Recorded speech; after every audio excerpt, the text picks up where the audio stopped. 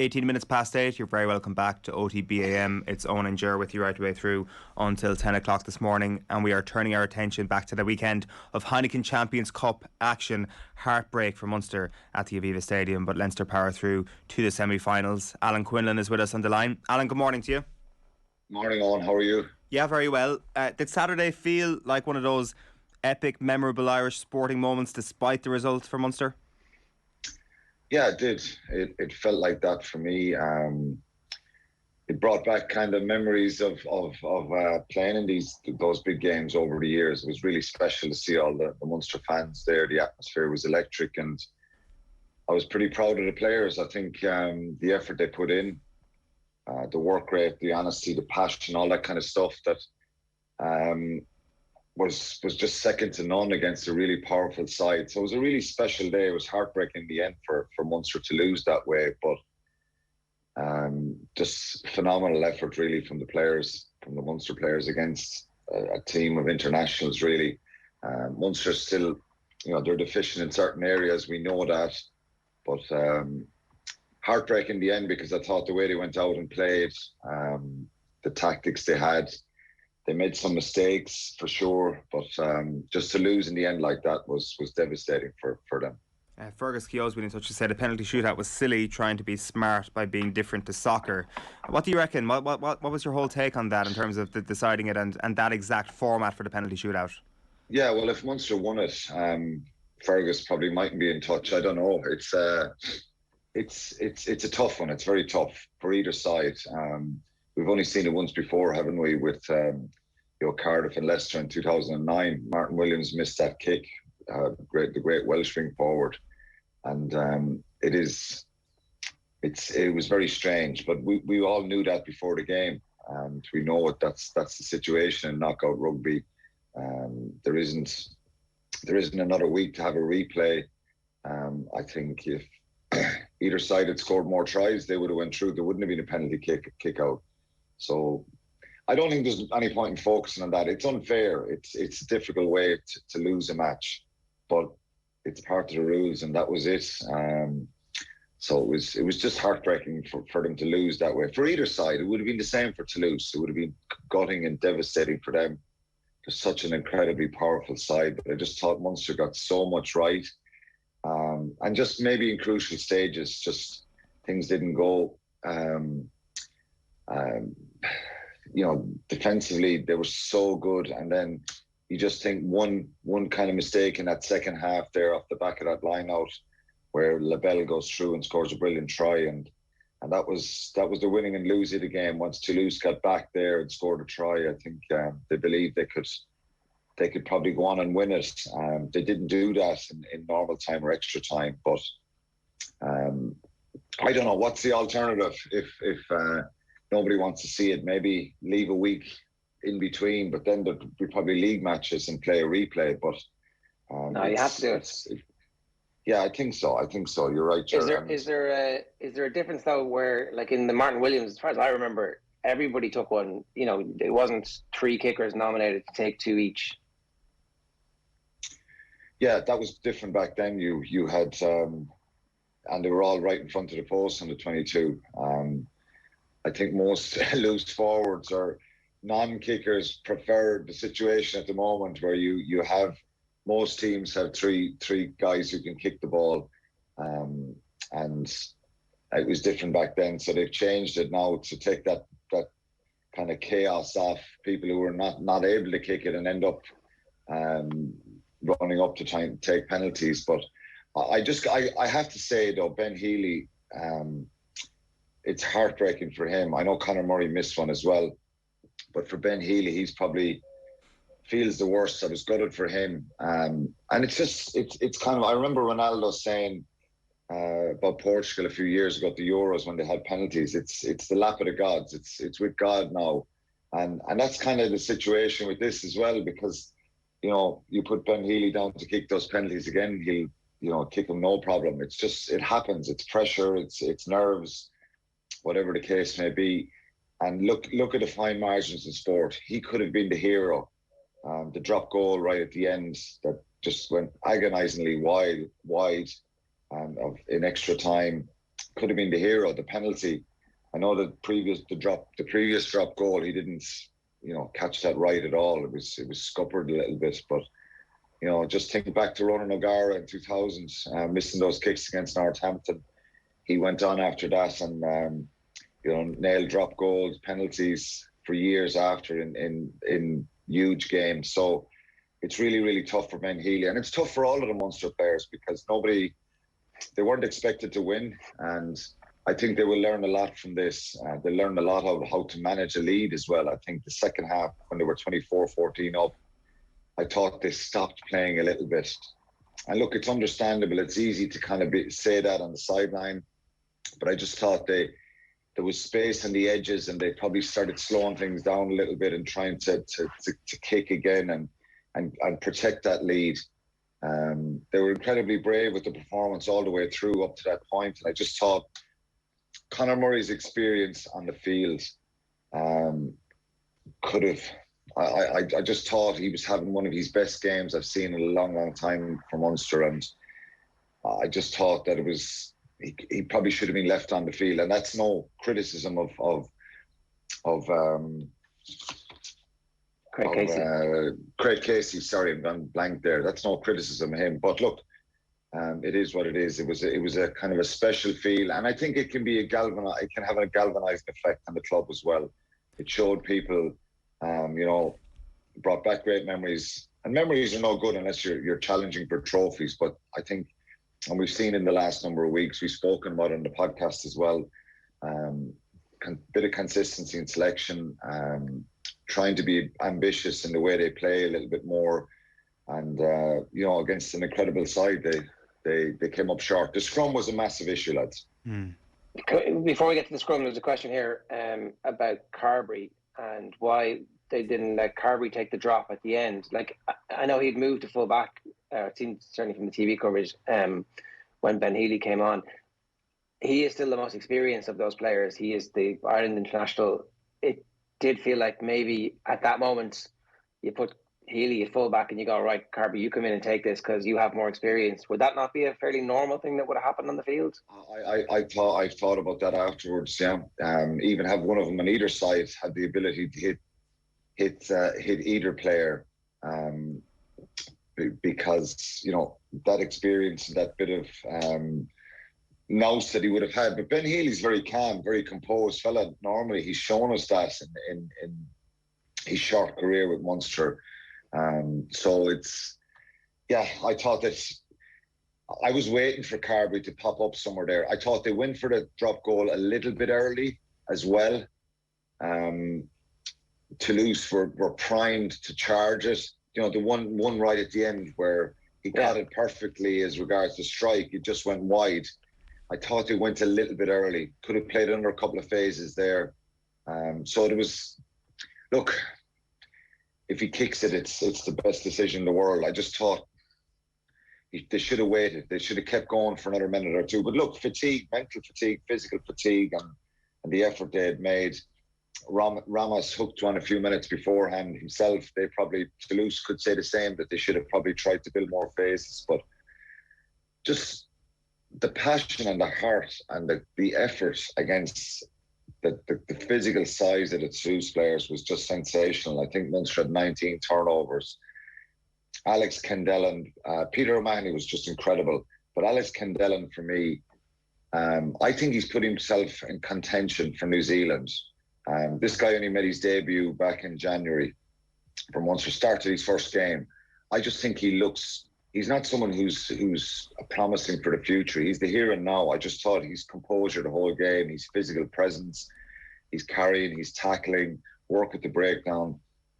He just had an unbelievable game. Jack O'Donoghue as well. So the Munster back row, the Fineen Wycherley, Josh Wycherley, these guys, they were just brilliant against seasoned internationals. And the scrum was the issue. If Munster were able to hold their own, the scrum, the second try that Toulouse scored, Munster had repelled Toulouse from getting over with in a maul 5 meters out, held them up, get the scrum. All you got to do there is well, it's easier said than done. Just win your scrum, clear your lines, and it's a big psychological blow for the opposition. Toulouse just pushed them straight off it, and Lebel scores in the corner. And there was other scrums. The penalty that Ramos equalised to make it 24-all, that was a Munster scrum as well. So that was the big problem from after just the phenomenal effort they put in. They just couldn't come to terms with that power that Toulouse had at scrum time. So they'll earmark that over the next little while, Alan, as somewhere where they're weaker than one of the best teams in Europe. Is it a matter of recruitment in order to get better in that department, or can you see improvements within that group? Quinlan, Josh Wycherley, even Fineen Wycherley, in terms of getting to that level over the course of the next few months for this time next year to be able to compete in that department? Yeah, I think Josh Wycherley will get better. He'll probably get stronger, probably put on a little bit more weight. He's a brilliant footballer around the field. And maybe it's just it's the weight difference as well. You know, when you see what Toulouse could bring off the bench, and Cyril Boy and David Anu and Mauvaka, you know, it's incredible strength and power coming off the bench. John Ryan coming on and Stephen Archer have you know, manfully kind of stepped up for Munster on every occasion.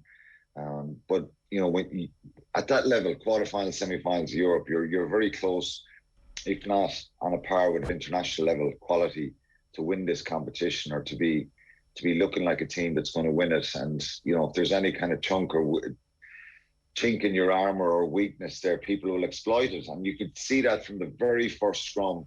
Julian Marchand, the French hooker, just the approach, the body position and the power that was coming through in the middle of that scrum was incredible. So for Munster, you just can't, like, I don't know.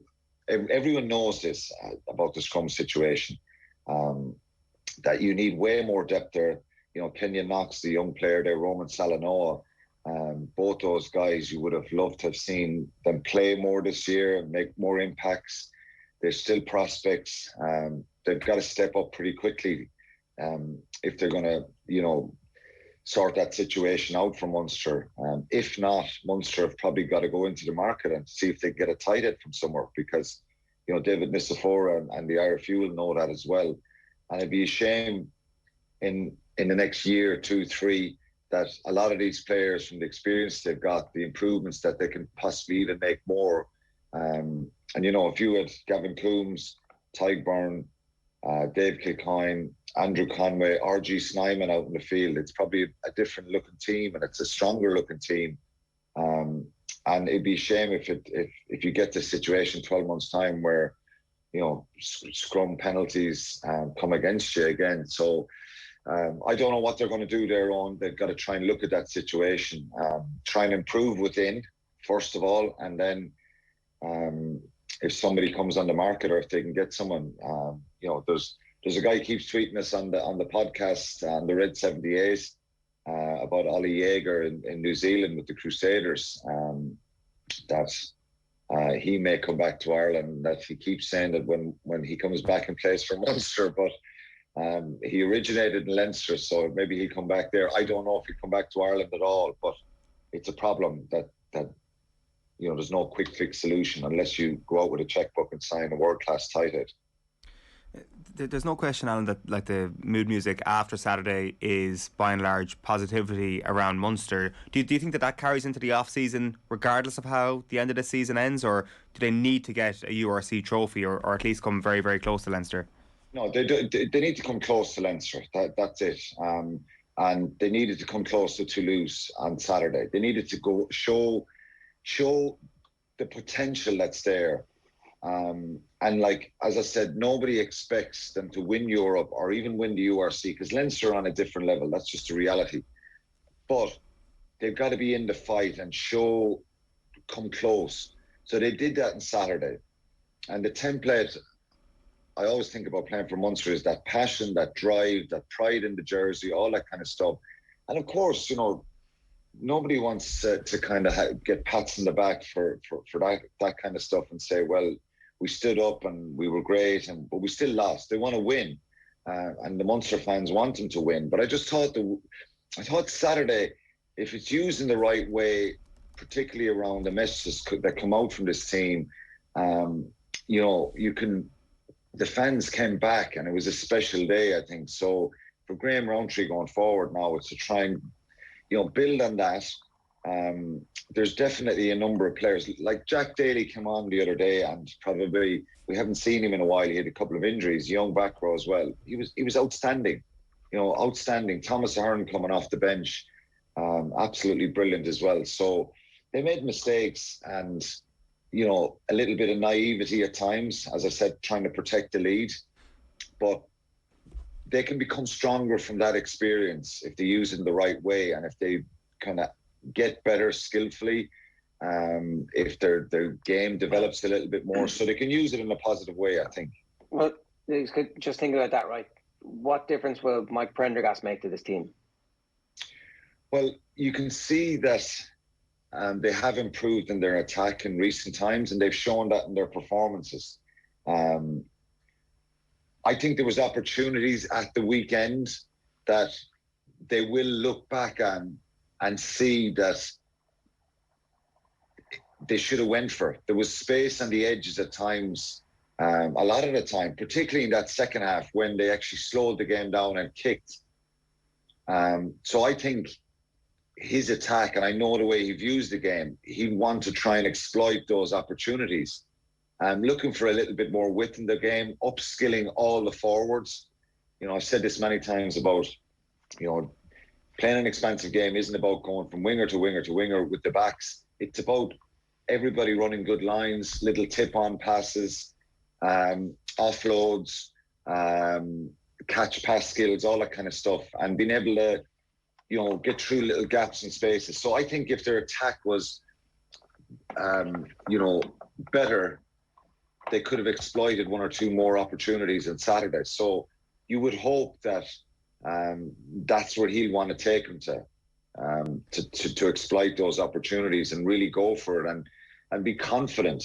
Confidence and self-belief is really important in that as well, Ger, when you're attacking, that you see an opportunity. And just look at Leinster and Leicester at the weekend, in their own 22, the ability that when James Lowe taps the ball and goes, and Keenan, Jimmy O'Brien are on his shoulder, having the ability to do that and be really confident. And if it breaks down, then say, no problem, we recycle the ball and we can revert to kick it, or we can go again right across the field with accuracy. So I'm not saying he's just going to come and do that perfectly, but I know that's exactly what he would want. And you just think at 24-14, one more score you felt, and like nobody in the stadium felt, oh God, Munster have won it now because they're 10 points up, because Toulouse are so dangerous. But I just think one more score would have psychologically got them over the line.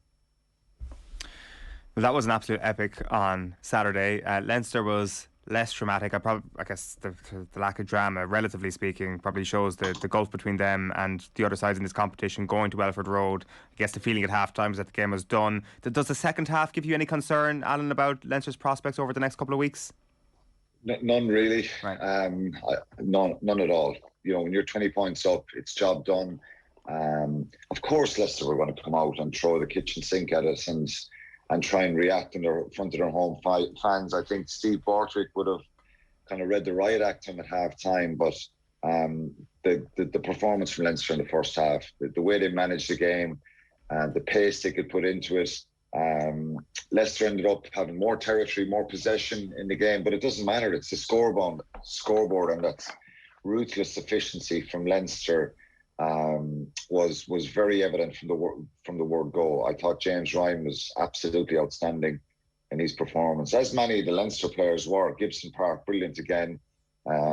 So I wouldn't have any concerns about the second half, because inevitably Leicester were going to try and come back and react, and Leinster by and large coped with that pretty well. It would have been interesting last season to see what would have happened had Leinster actually got that crack off Toulouse late in the competition. It does feel that they've narrowed slightly the gap between these teams, especially between Toulouse and the rest over the course of the last season. Does that make Leinster favourites, especially given the venue this weekend? Yeah, it does. It makes Leinster favourites. I think fitness-wise they're on a different level, and I think that helped Munster at the weekend as well, how fit they were. I think Toulouse tried to slow the game down a lot. A lot of the big players were from the high vantage point, I was up on the top of the stand. A lot of them were walking in phase play. I just think that that's something that Leo Cullen, Stuart Lancaster, and the rest of these coaches will identify, that if you hold on to the ball for a long period, they will get a little bit lazy. They're incredibly powerful and physical, and of course they can cause Leinster problems. There's absolutely no doubt about that. Physically, they're incredibly powerful, and they'll go after Leinster scrum. They'll go after them the maul, and Leinster have got to be on the money physically and win collisions and really stop them at source, because DuPont, Intimac, they got, Munster kind of marshalled them very well at the weekend, but still some subtle little touches at times, and they're wonderful players. So, they'll know that. But I just think Leinster are at a different level here, and I'd be very sure, which is risky saying, I'm a neutral in this now. So my heart isn't on my sleeve with saying this, but I think Leinster could win this game by 15 or 20 points. Right. I think they will. The way they hold on to the ball, the efficiency they have around the breakdown, and just probably the contrast in the physical kind of toll in both games. It'll be, Toulouse will be bouncing, obviously, winning the game, but I just think Leinster will be fresh as daisies. They'll be better shape physically and mentally for this game. That's not to say that Toulouse won't cause them issues, and on their day, they can be world class. They can score out of nothing, and they showed that a couple of times. So Leinster are going to be very wary of that. But I think Leinster in the driving seat here, to not alone to win the semi-final, but to win the competition as well. Yeah, hopefully it's Rog versus Leinster 2.0 in the final as well. Alan, great stuff. Thanks a million for joining us this morning. Cheers, lad. Thanks.